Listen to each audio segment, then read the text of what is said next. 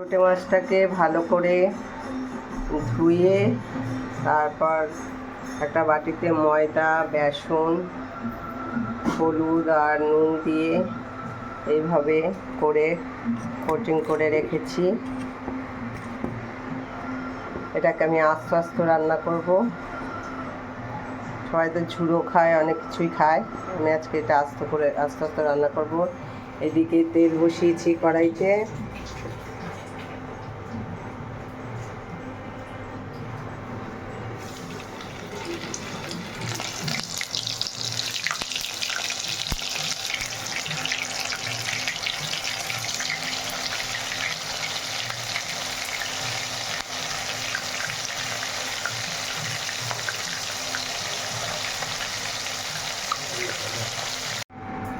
আমার মাছটা ভাজা হয়ে গেছে, দেখো এইভাবে ভাজা হয়েছে, একটুও ভাঙেনি, আস্তে আস্তে আছে।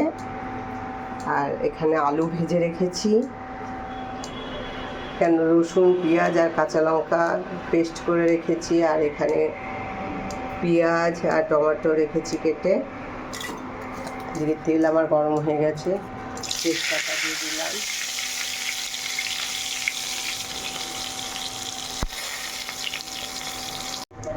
জিরে দিয়ে দিলাম, সামান্য জিরে দিলাম,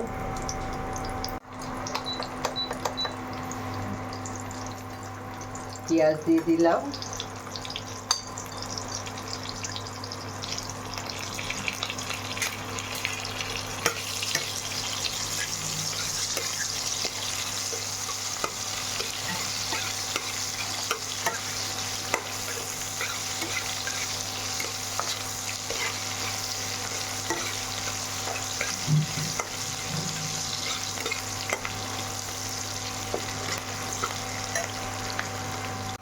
পেঁয়াজটা আমার ভাজা হয়ে গেল, তারপর টমেটোটা দিয়ে দিলাম,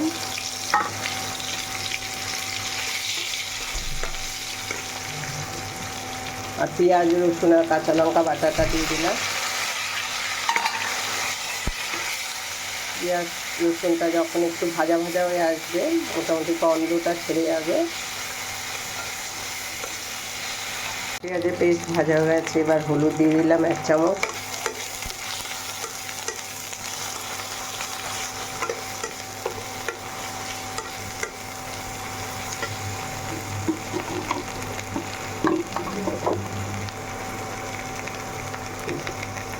জিরে দিয়ে দিলাম,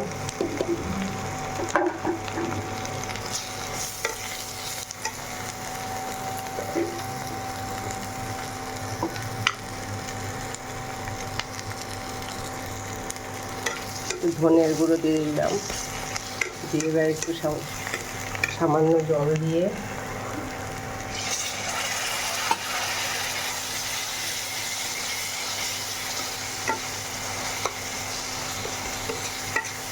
ভালো করে কষিয়ে নিতে হবে। মশলা যত কষাবে তত টেস্ট হবে। এবার তেল উঠে আসবে যখন,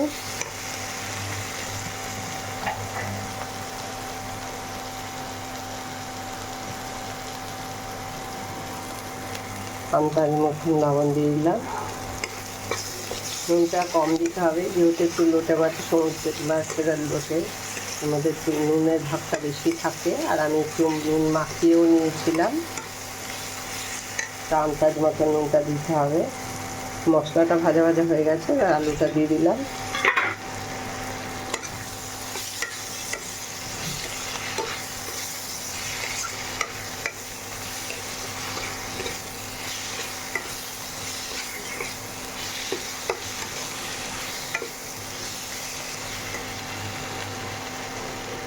মশলাটা কষানো হয়ে গেল, পুরো রান্নাটাই আমি কাঁচা লঙ্কায় করলাম, শুকনো লঙ্কার কোনো গুঁড়ো দেইনি।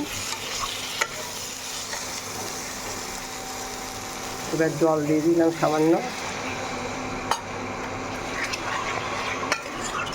অল্প জল দিতে হবে, বেশি জল দেবে না।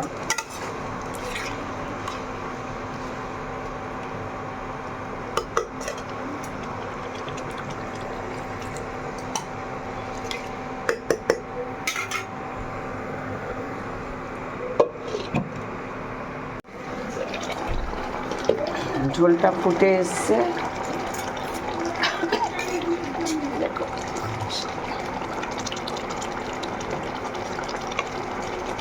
আলুটা সেদ্ধ হয়ে গেছে, এবার আমি মাছগুলো সব দিয়ে দেবো।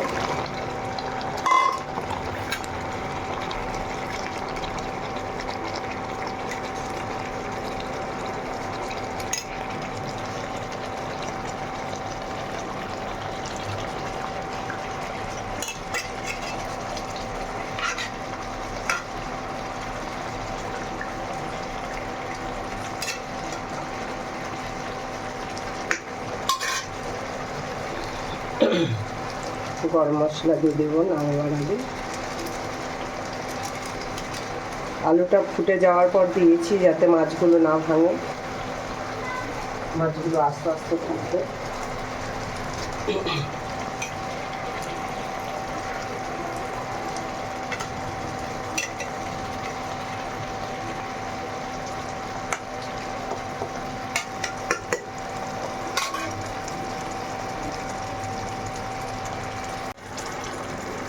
আমার লোটে মাছের রেসিপিটা তোমাদের কেমন লাগলো?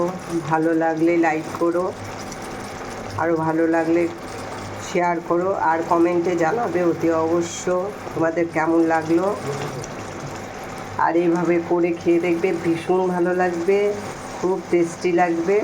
আর মাছগুলো সব আস্তে আস্তে থাকে, খুব ভালো লাগবে, করে খেয়ে দেখো।